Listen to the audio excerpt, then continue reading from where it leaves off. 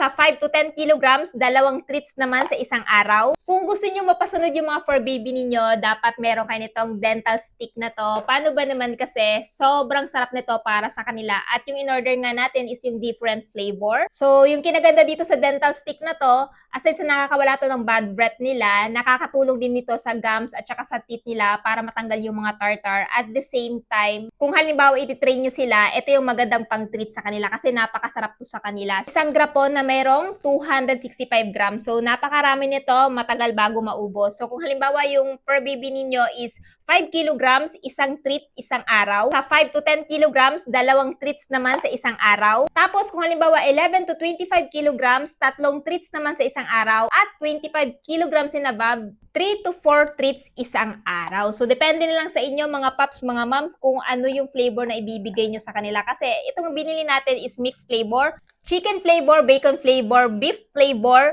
milk flavor, meron din silang available. Pero yung sa atin, all-in-one na, parang sa ganun, hindi sila madaling magsawa. Kaya naman kung ako sa inyo, kung naghahanap kayo ng magandang treats at the same time para matanggal yung bad breath at saka yung mga tartar sa ngipin nila, hindi nyo sila tinututbrushan, perfect na perfect tong Folofets dental stick na to. Kaya naman kung interested kayo at gusto nyo ding itry to para sa mga fur baby ninyo, idadrop ko na lamang yung link nito dyan sa baba.